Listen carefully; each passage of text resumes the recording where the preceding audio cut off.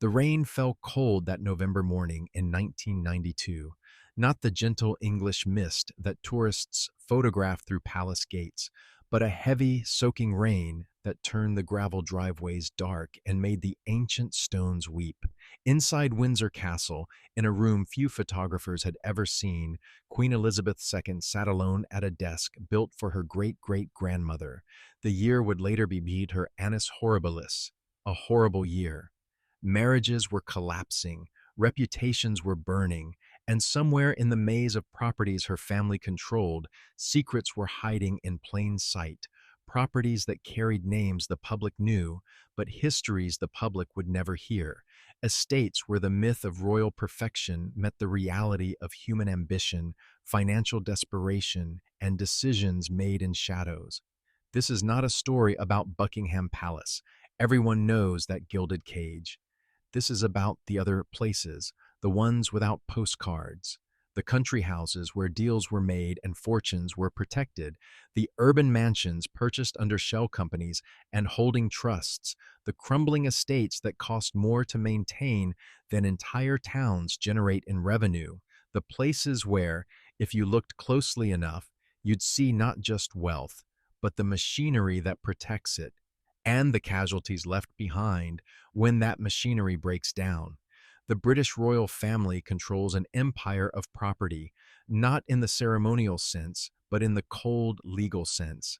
The Crown Estate alone manages assets worth over £16 billion, adjusted for current values.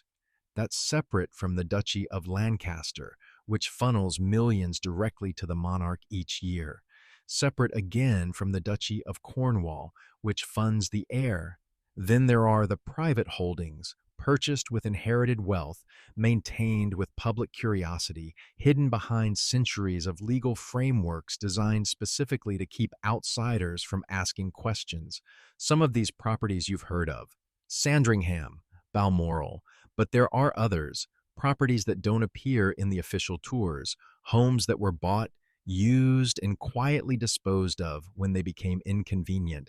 And in those transactions, in those hidden years of use and abandonment, there are stories about who paid the price for all this grandeur. If you've ever wondered what really hides behind the palace walls, not the furniture, but the decisions, then what follows will matter. These stories take time to research, and they take longer to tell properly. But if you're here because you want more than headlines, because you value the kind of depth that only comes from hours spent in archives and financial records, then you're in the right place. That kind of work is only possible when people like you choose to support it. Keep that in mind as we go further. Let's begin with a place that doesn't officially exist anymore. Not on tourist maps, not in the family's public accounting, but it's still there, physically standing, slowly rotting in the English countryside. Its name was Wood Farm, and for decades it was the place where inconvenient royals were sent to disappear. Wood Farm sits on the Sandringham estate, tucked into a corner of Norfolk that even locals rarely visit. It's a modest building by royal standards, no gold leaf, no grand staircases, just red brick, weathered wood, and windows that rattle in the wind. For years, it served as a retreat, a place where members of the family could escape the scrutiny of the press and the expectations of the public. Prince Philip spent his final years there after stepping back from public duties. Before him, it housed other relatives who had become, for one reason or another, too difficult to manage in the spotlight. But Wood Farm's real history isn't about rest, it's about control. In the 1960s, it became a kind of holding pen. When family members struggled with addiction or scandal or mental health crises that couldn't be spun into sympathetic press coverage, they were quietly moved there. Not committed to institutions, that would have been too visible, too damaging to the carefully curated image of stability the Windsors were selling to the world. No, they were simply relocated, given a residence, a stipend, a small staff, and then left to live quietly, away from the cameras, away from the questions. The staff who worked there during those decades signed contracts that included confidentiality clauses stricter than those used by intelligence agencies. They were forbidden from discussing what they saw, who they served, or what conditions they worked under. Most of them kept that silence. But in the years since, a few have spoken, off the record, through intermediaries, in hospital beds when they knew their own time was ending. And what they described wasn't a peaceful retirement home, it was isolation, loneliness. People who had once lived in palaces, now confined to a handful of rooms, with staff instructed to manage rather than to comfort. One former housekeeper who worked at Wood Farm in the late 1970s described a royal cousin, name withheld, even now, who spent entire days sitting by a window, watching the road for visitors who never came. The cousin had been involved in a financial scandal years earlier, not a crime exactly, but an embarrassment. A failed investment scheme that had drawn too much attention, too many questions about where royal money was actually going. So the cousin was relocated, given an allowance, told to stay out of sight. The housekeeper remembered how the cousin would ask repeatedly when the family would visit. The answer was always soon, but soon never came. This wasn't torture, it was something more subtle. It was the removal of purpose, the withdrawal of identity.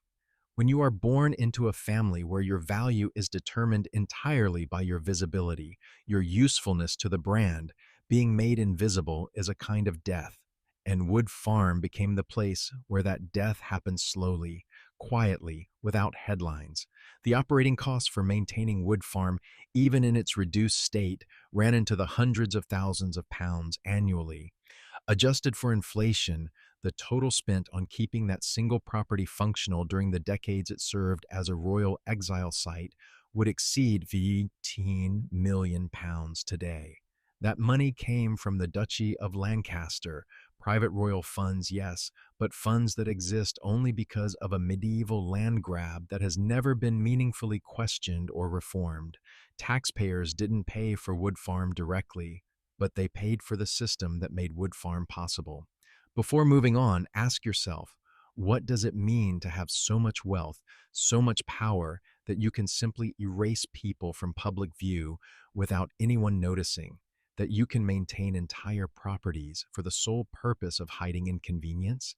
This isn't ancient history.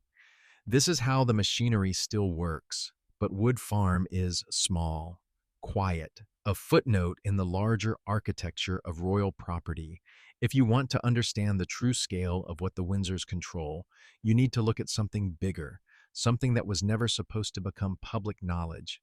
In 1981, a young woman named Diana Spencer married the heir to the British throne. The wedding was watched by 750 million people worldwide. The dress cost £9,000, around 40,000 in today's money. The cake weighed 250 pounds and required the labor of 14 pastry chefs working in shifts.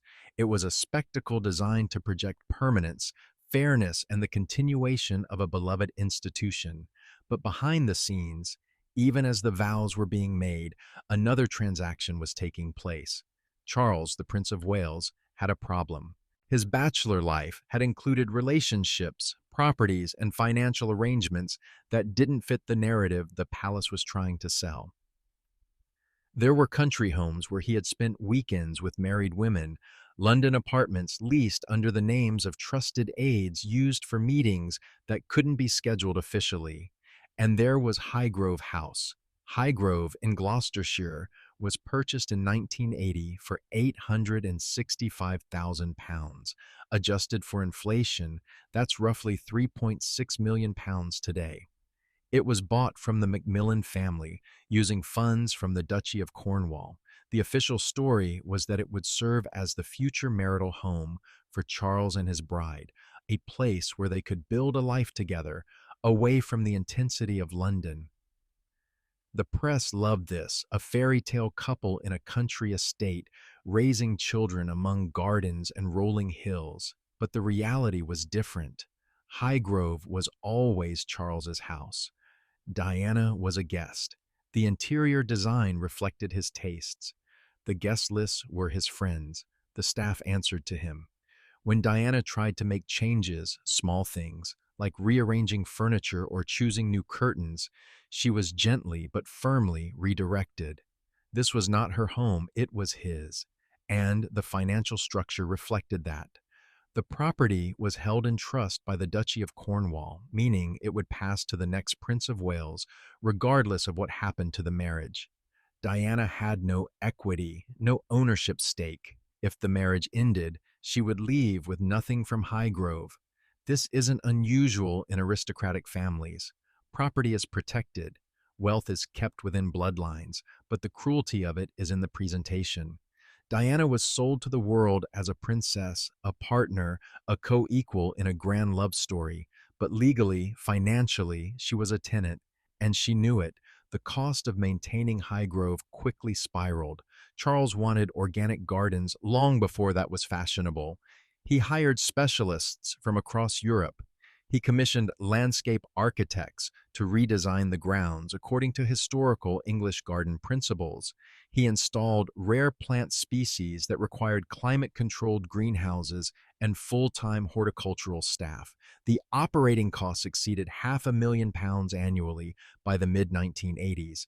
Today, that would be over £1.5 million a year, and all of it came from the Duchy of Cornwall, a medieval land holding that generates revenue through rents, property sales, and investments, and exists in a legal gray area that exempts it from most corporate taxes. Diana, meanwhile, lived in rooms that felt like museum exhibits.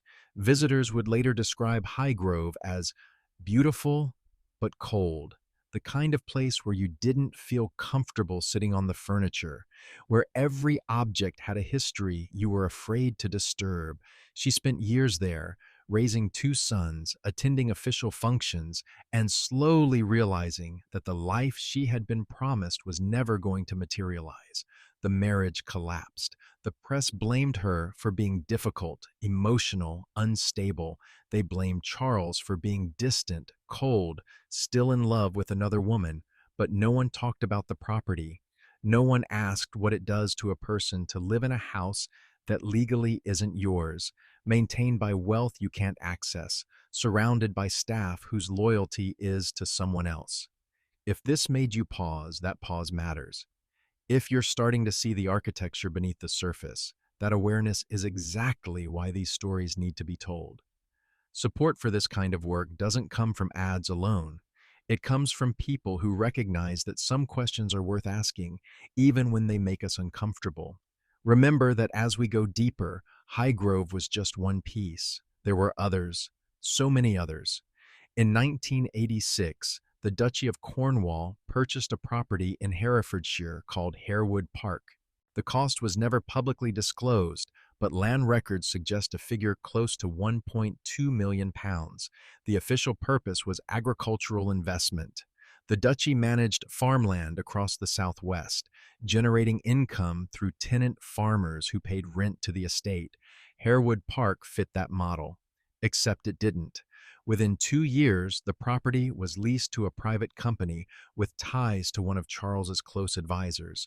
The lease terms were extremely favorable, below market rate, with clauses that allowed the tenant to make significant alterations to the land without seeking approval. Environmental groups later raised concerns that portions of Harewood Park were being used for industrial farming practices that violated local regulations. But because the land was owned by the duchy, enforcement was difficult. The Duchy of Cornwall operates under a unique legal status.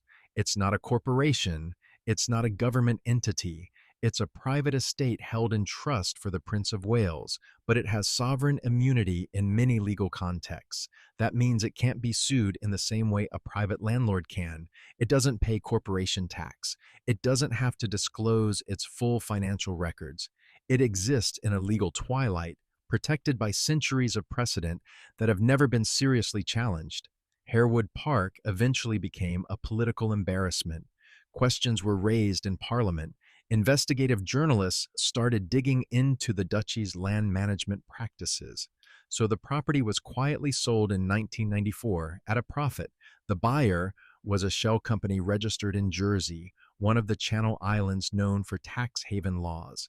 That shell company was later dissolved, making it nearly impossible to trace where the money actually went. The land itself is now part of a luxury housing development. The families who farmed there, who had been tenants for generations under previous owners, were evicted during the transition. Some of them ended up in council housing. Some left the area entirely. None of them were compensated beyond the minimum required by law.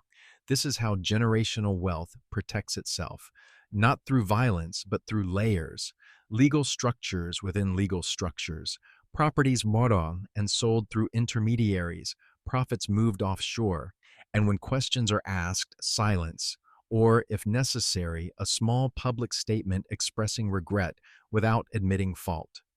But the Windsors' property empire doesn't stop at the English countryside.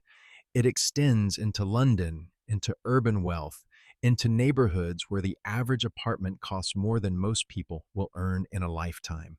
Kensington Palace is famous. It's where Diana lived after her separation from Charles. It's where William and Kate live now. But Kensington Palace is actually a complex of residences divided into apartments, some of which are occupied by working royals, and some of which are leased to private individuals at rates that are never disclosed. The palace sits on land owned by the Crown Estate, but the individual apartments operate under different legal arrangements. Some are maintained by the royal household, others are managed by trusts, and some have been used for purposes that were never intended to be public. In the 90s, one of the smaller apartments at Kensington Palace was leased to a financier with ties to Middle Eastern royalty. He wasn't a public figure, his name didn't appear in social columns, but he had access. He attended private dinners with senior royals. He brokered introductions between British aristocrats and foreign investors looking to move money into London real estate, and he paid an annual lease of around £80,000 for the privilege of a Kensington Palace address, a lease that was far below market value for comparable properties in the area. Why would the royal household lease a property at below market rates to a private individual? The official answer, when pressed, was that the arrangement supported diplomatic relations, that it fostered goodwill with international partners. But the practical effect was something else. It created a network, a web of financial relationships where access to royalty could be quietly monetized, not through direct payments, but through favors, through introductions, through the social capital that comes from being able to say you live in Kensington Palace. This financier eventually became involved in a scandal involving embezzlement and money laundering. He fled the country before charges could be formally filed. The apartment was quietly reassigned. The royal household released no statement. The press, which had covered the scandal, never connected it back to the Kensington Palace lease because those records were never made fully public. But the people who worked there, the housekeepers and maintenance staff and security officers, they knew. They saw the visitors coming and going at odd hours. They saw the envelopes exchanged. They saw how certain doors were left unlocked and certain areas were suddenly off limits without explanation. And they kept silent because their employment contracts made it clear that speaking publicly about anything they witnessed would result in immediate termination and potential legal action. Everything had a price. Everything was negotiable. And the royals themselves, at least some of them, were fully aware of what was happening. They benefited from it, not directly, there's no evidence of cash payments or bribes, but they benefited from the network, from the access it provided to influential people, to investors, to individuals who could move assets and open doors in ways that official channels couldn't. This is the part of the story where the seduction ends, where the beauty of the palaces and the elegance of the estate starts to feel less like grandeur and more like a stage set, a carefully maintained illusion designed to distract from the fact that behind the curtains, the same rules that apply to everyone else don't apply here. If you're still here, you're here for more than spectacle. You're here because you understand that these systems don't survive by accident. They survive because they're protected, because they're hidden, and because most people never think to ask the questions that matter. Keep watching, keep thinking. That's how change starts. But London wasn't enough. The Windsors needed more, not because they lacked wealth, but because wealth at that level requires constant reinvestment. It requires diversification. It requires assets that can't be easily traced or taxed. And that's where the overseas properties come in. In the 1970s, members of the extended royal family began purchasing properties in the Caribbean, the Mediterranean, and North America. These weren't vacation homes in the traditional sense, they were investments. Some were purchased outright, others were acquired through trusts or holding companies that obscured the identity of the actual owners, and many of them were used to move money offshore, away from British tax authorities, into jurisdictions with looser regulations and more privacy protections. One such property was a villa on the island of Mustique, a private island in the Grenadines that had become a retreat for British aristocrats and celebrities. Princess Margaret, the Queen's younger sister, was given land on Mustique as a wedding gift in 1960. She built a villa there called Les Jolies Eaux. It was supposed to be a private escape, a place where she could relax away from the pressures of royal life, but it quickly became something else. Les Jolies Eaux became infamous for parties, for celebrity guests, for photographs of Margaret in compromising positions with men who weren't her husband. The British tabloids loved it. They ran stories about her wild lifestyle, her scandalous behavior, her failure to live up to the dignity expected of royalty. But what those stories didn't cover was the financial side. The cost of maintaining a villa on a private island, staffing it, flying in guests, hosting weeks-long parties. It ran into the hundreds of thousands of pounds annually, adjusted for inflation. And Margaret didn't have that kind of income from official sources. So where did the money come from? Some of it came from the civil list, the public funding that supported working royals. Some came from private gifts, from wealthy friends who enjoyed the social access that came with being associated with the royal family. And some came from arrangements that were never fully disclosed. Property deals, art sales, consulting fees paid by companies that wanted the prestige of royal endorsement without the legal risks of an official relationship. Margaret's financial situation eventually became untenable. By the 1990s, she was deeply in debt. The villa on Mustique had to be sold.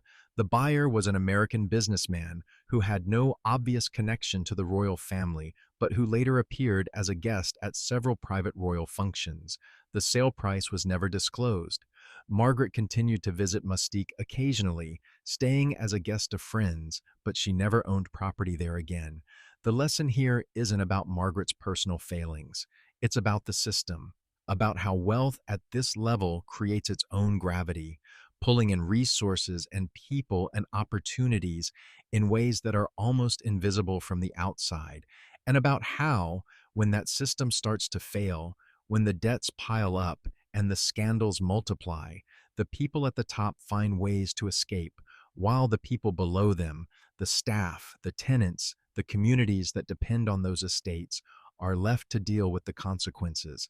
But the most disturbing story, the one that cuts closest to the heart of what the Windsors have built, involves a property that almost no one outside the family has ever heard of. A property that was used for decades to hide something far worse than financial mismanagement or personal scandal. In the 1950s, the royal family became aware of a problem. Two of the Queen's cousins, Catherine and Nerissa Bowes-Lyon, had severe developmental disabilities. Their existence was an embarrassment, not because of who they were, but because of what they represented. A flaw in the bloodline, a crack in the myth of genetic superiority that the aristocracy had spent centuries promoting. So they were removed, not to Wood Farm, that came later, for different relatives. Catherine and Nerissa were sent to a hospital, specifically the Royal Earlswood Hospital in Surrey. It's an institution for people with developmental disabilities. They were admitted in 1941 when they were 15 and 22 years old, and they stayed there for the rest of their lives. The royal family didn't visit. They didn't send letters. In official records, in published genealogies, Catherine and Nerissa were listed as deceased. The family told the world they had died, but they hadn't. They were alive, living in a hospital, cared for by nurses who had no idea they were treating members of one of the most famous families in the world, because the family never told them. No special treatment, no private rooms, just standard care in an institution that was already overcrowded and underfunded. Catherine died in 2014. Nerissa died in 1986. When Nerissa died, she was buried in a pauper's grave. No headstone, no marker, just a plot number in a cemetery for people whose families couldn't afford funerals. It wasn't until years later, when a documentary filmmaker started investigating the history of the Royal Earlswood Hospital, that the truth came out. Catherine and Nerissa had been alive the entire time, hidden, erased from the family narrative. The royal family's response when the story finally broke in the press was a brief statement expressing sadness and regret. They didn't explain why the cousins had been declared dead. They didn't explain why no one visited. They didn't explain why, when Nerissa died, the family didn't claim her body or arrange for a proper burial. They just expressed regret. And then they moved on. This isn't about money. This isn't about property in the traditional sense, but it is about what wealth and power allow you to do. It's about the ability to make people disappear, to rewrite history, to protect an image at the cost of human dignity. And it's about the infrastructure that makes that possible: the hospitals, the legal systems, the media relationships that ensure certain stories stay buried until it's too late for accountability. If you're feeling something right now, anger, disbelief, sorrow, that feeling is valid. These stories should disturb us. They should make us question the systems we've been taught to respect without asking why. If this matters to you, if you want to see more investigations like this, more stories that refuse to look away from uncomfortable truths, then support matters. Not just watching, but engaging, sharing, keeping these conversations alive. Because silence is what allows systems like this to continue. The financial mechanics of the Windsors property empire are deliberately complex. They're designed to be difficult to understand, difficult to investigate, and nearly impossible to reform from the outside. But if you break it down, the structure becomes clear. At the top is the Crown Estate. This is the big one. The Crown Estate owns land across the United Kingdom, urban properties in London, rural estates in Scotland, the entire seabed extending 12 nautical miles from the British coastline. The total value is estimated at over £16 billion.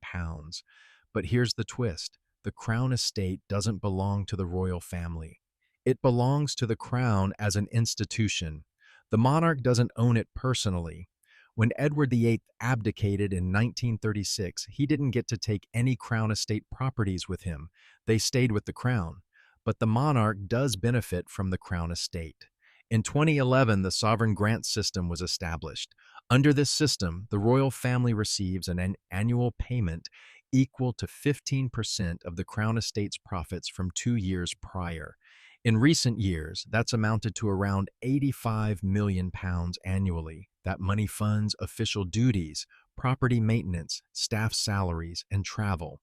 But it's not income in the traditional sense. The royals don't pay income tax on the sovereign grant. It's treated as operational funding, not personal wealth.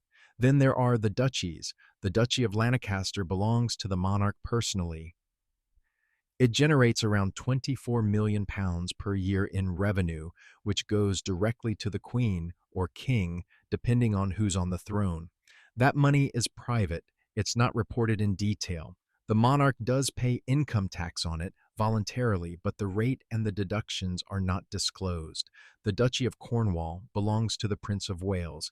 It generates around £23 million per year. Same structure, same lack of transparency. And finally, there are the private holdings.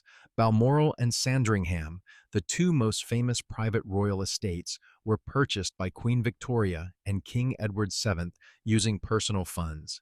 They're owned outright by the royal family and can be passed down through inheritance. But the line between private and official is blurry. Balmoral is maintained using revenue from the Duchy of Lancaster. Sandringham employs staff who are paid through the royal household budget, which comes from the sovereign grant. so even the private properties are subsidized indirectly by public funds. All of this exists in a legal framework that has been carefully constructed over centuries to maximize control and minimize accountability. The duchies are exempt from corporation tax. The crown estate is exempt from capital gains tax. The royal family is exempt from freedom of information laws that would require them to disclose financial details. And any attempt to reform these systems runs into the same problem. They're protected by constitutional tradition, by parliamentary precedent, and by the sheer political difficulty of challenging an institution that remains somehow deeply popular with a significant portion of the British public. The people who pay the price for this system are not the royals. They're the tenant farmers who pay rent to the Duchy of Cornwall and have no legal recourse when lease terms are changed. They're the residents of London neighborhoods where Crown Estate properties are developed into luxury housing that local families can't afford. They're the workers who maintain the palaces and estates, who sign contracts that strip them of basic labor rights in the name of royal protocol. And they're the communities across the UK that are told there's no money for public services, no money for healthcare or education, while the sovereign grant increases year after year. But let's return to the properties themselves, because this isn't just about legal structures and financial flows. It's about places, physical spaces where decisions were made and lives were shaped. Frogmore House sits in the grounds of Windsor Castle, but it's separate from the main palace complex. It's a private residence used primarily for events and occasionally as a home for family members. In 2019, it was renovated to serve as the residence for Prince Harry and Meghan Markle after their marriage. The cost of the renovation was £2.4 million, paid initially from the sovereign grant, which means it came from public funds. The work included structural repairs, new flooring, updated electrical systems, and interior design that reflected Meghan and Harry's preferences. The backlash was immediate. The British tabloids ran stories about the cost, framing it as excessive, unnecessary, a waste of taxpayer money.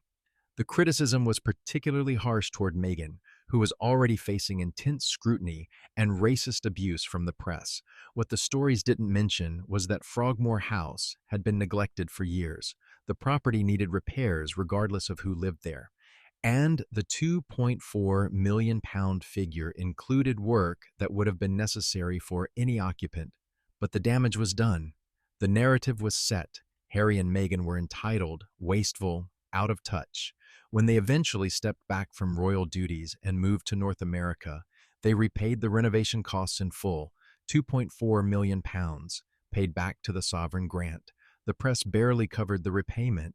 It didn't fit the story they had already sold. Frogmore House now sits largely unused. The Crown Estate maintains it at an annual cost that hasn't been disclosed, but is estimated to be in the hundreds of thousands of pounds. It's another property in the portfolio, another asset that generates no revenue but must be preserved because it's part of the royal brand. And the people who lose in this arrangement are the ones who never had access to begin with. The young families priced out of housing near Windsor. The public services cut to balance budgets, while millions are spent on properties that serve no public function. This is the part of the story where we have to ask, what is all of this for? What does the royal family actually provide in exchange for the wealth they control, the properties they occupy, the legal protections they enjoy? The standard answer is tradition, tourism, soft power, the intangible value of having a figurehead, a symbol of continuity in a world that feels increasingly chaotic. And those arguments aren't entirely wrong. The royal family does generate tourism revenue. They do serve a diplomatic function, but the cost, financial, social, moral, is almost never part of that calculation. In Scotland, the situation becomes even more complex.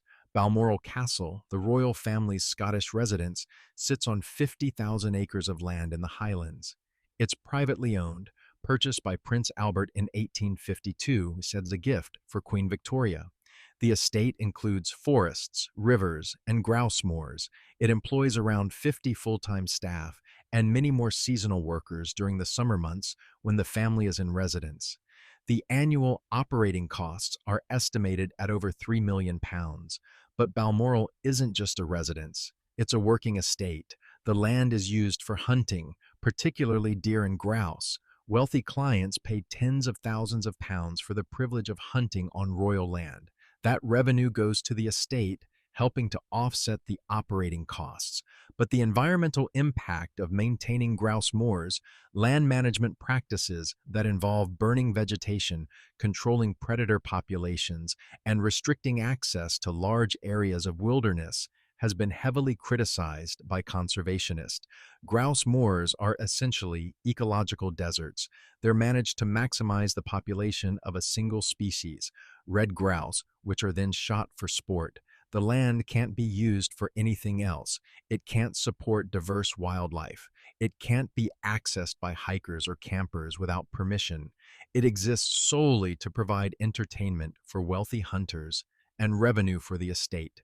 And Balmoral, as one of the largest and most famous grouse moors in Scotland, sets the standard that other estates follow.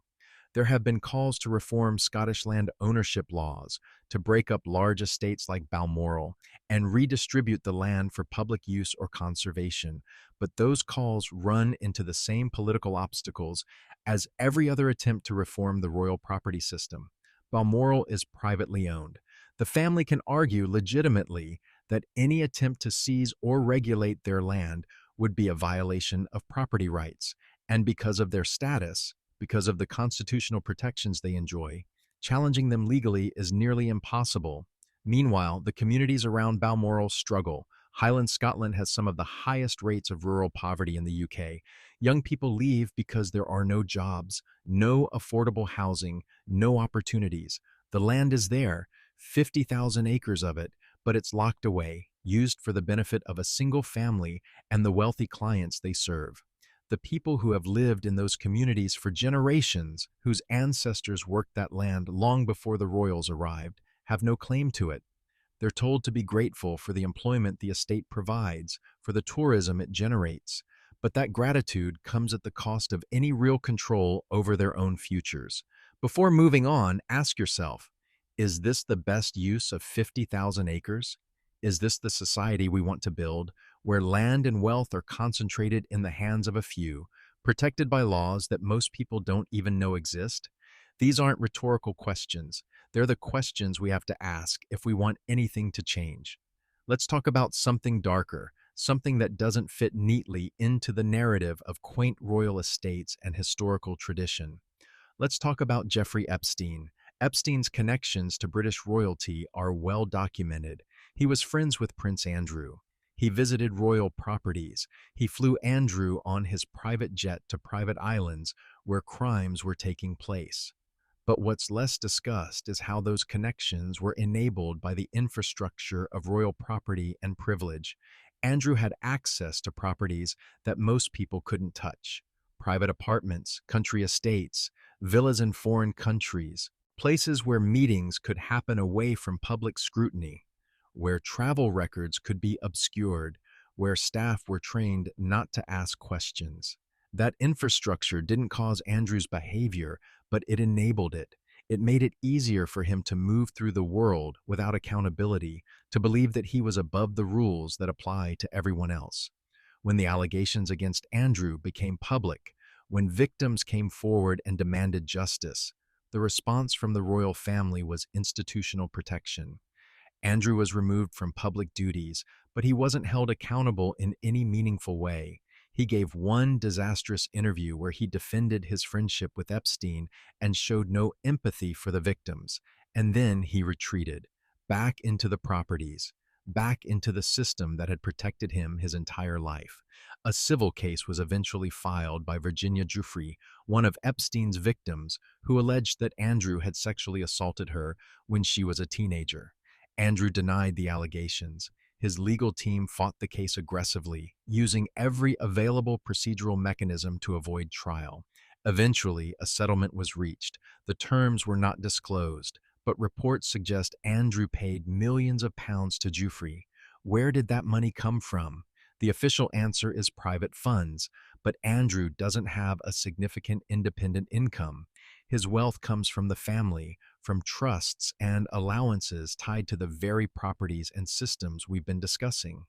So Jufritas was paid, at least in part, using money generated by the Duchy of York, by property holdings, by the same infrastructure that enabled Andrew's behavior in the first place. The settlement allowed Andrew to avoid admitting guilt. It allowed the family to frame the issue as resolved, and it allowed the system to continue functioning exactly as it always had. If this made you pause, that pause matters. If you're feeling the weight of what these systems cost, not just in money, but in human lives, injustice denied, then you're beginning to see why this work matters. These stories don't go viral by accident. They spread because people like you choose to share them, to talk about them, to refuse to let them be buried. Keep going. There's more. The royal family's property empire extends into urban development in ways that directly shape the lives of ordinary people, often to their detriment. The Crown Estate is one of the largest landowners in London. It owns Regent Street, one of the most famous shopping streets in the world. It owns large portions of St. James's, Kensington, and Mayfair, some of the wealthiest neighborhoods in the city. And it uses that ownership to drive development projects that maximize revenue while displacing long-term residents and small businesses. In 2015, the Crown Estate announced plans to redevelop a section of Regent Street, converting older buildings into luxury apartments and high-end retail space. The project was estimated to cost over £500 million and would take years to complete. But the people who lived and worked in those buildings, families who had rented apartments there for decades, small business owners who relied on foot traffic from the street, were given minimal notice and no real opportunity to negotiate. The Crown Estate operates as a commercial landlord. It doesn't have to follow the same regulations as private landlords when it comes to tenant rights or eviction procedures. Because it's technically an arm of the Crown, it has legal immunities that make it difficult for tenants to challenge decisions in court. So when the redevelopment plans were finalized, the tenants were told to leave. Some were offered relocation assistance, but the amounts were far below what they needed to find comparable housing in the area. Most ended up moving to outer boroughs, away from their communities, their jobs, their support networks. The redevelopment went ahead. The luxury apartments sold for millions of pounds each. The retail spaces were leased to international brands that could afford the high rents, and the revenue generated by the project flowed back into the Crown Estate, increasing its overall value and, by extension, increasing the sovereign grant that funds the royal family. This is gentrification enabled by sovereign immunity. It's the use of royal property not to preserve history or serve the public, but to extract maximum profit from urban land. And it happens over and over across London and other British cities because the Crown Estate has both the legal power and the financial incentive to prioritize revenue over community. The people who lose in this system are invisible in the official narratives. They don't appear in the glossy brochures that advertise Crown Estate developments.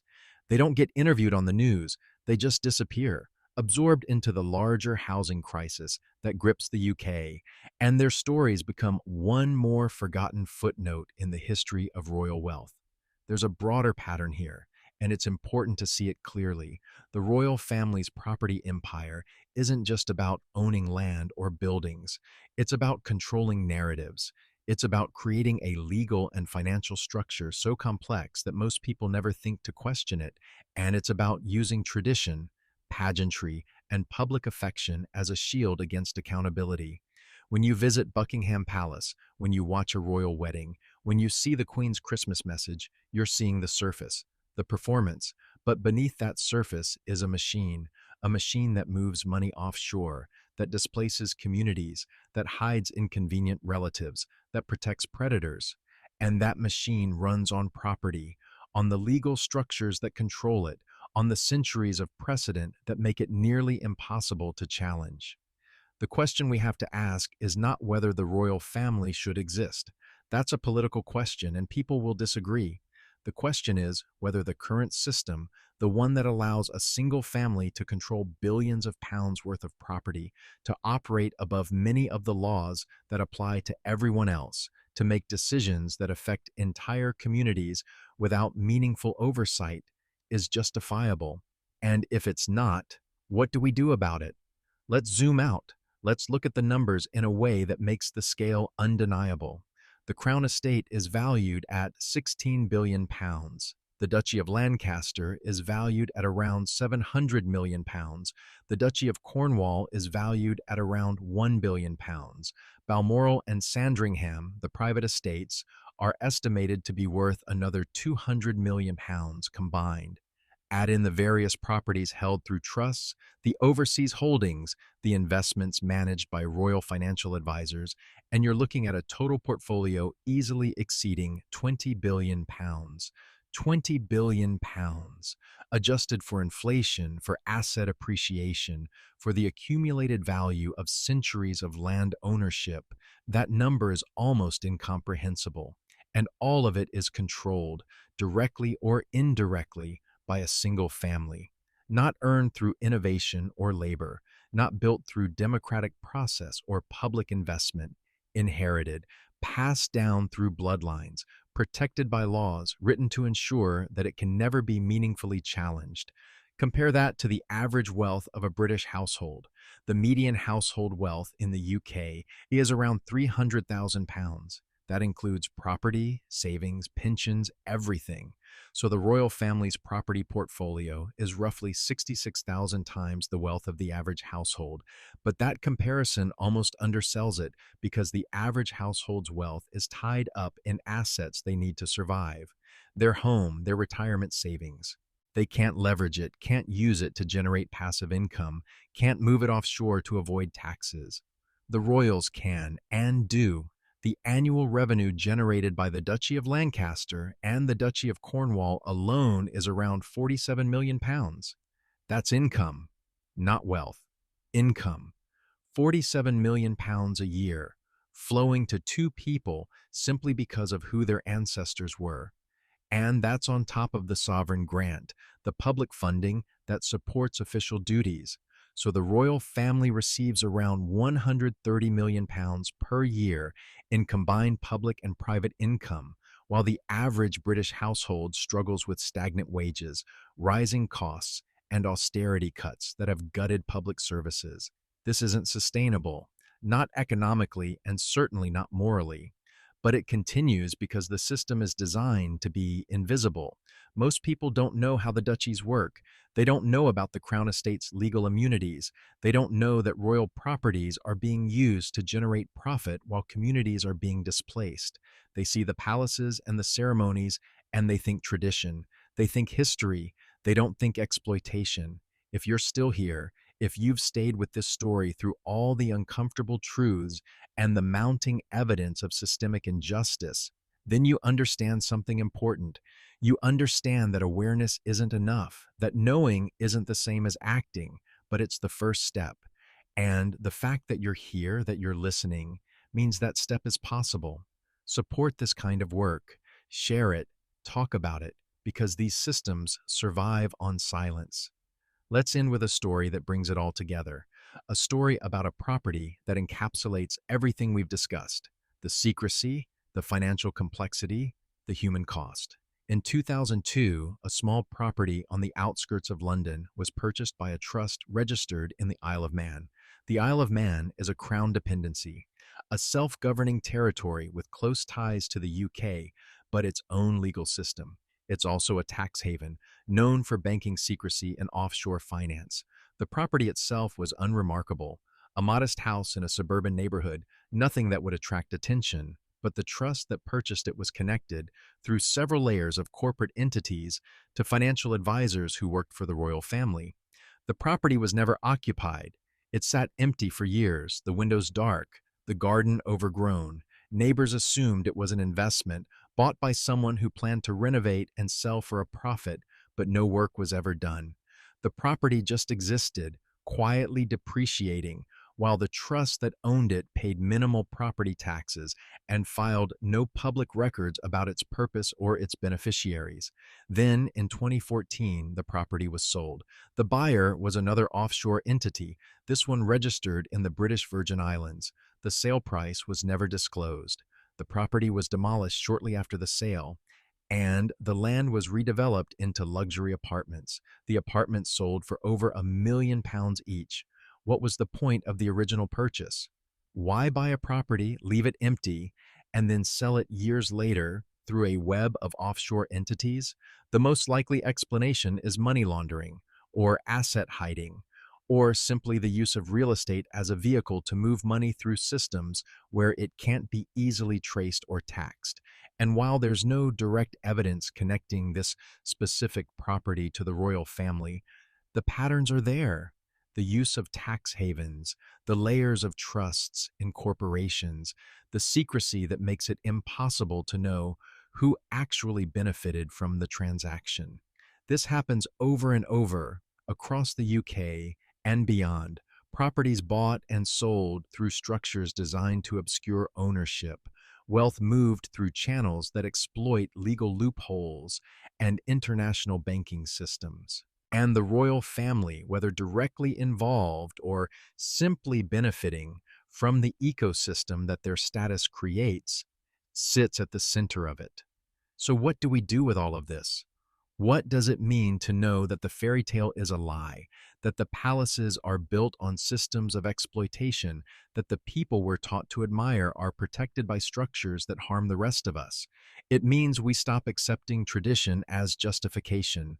It means we start asking who benefits and who pays. It means we demand transparency, even when, especially when, powerful institutions resist. And it means we recognize that the royal family's property emptier isn't separate from the housing crisis, the wealth gap, the erosion of public services. It's part of the same system, the same structure that concentrates power and wealth in the hands of a few while telling everyone else to be grateful for the crumbs. The secret royal mansions the Windsors don't want you to see aren't secret because they're hidden in remote locations. They're secret because the systems that control them are designed to be incomprehensible, because the legal frameworks are so complex that most people never think to question them, because the story we've been told about duty, about service, about a family that sacrifices for the nation is so compelling that it distracts us from asking what they actually do with the power and wealth they hold. But now you know. You know about Wood Farm and the relatives sent there to disappear.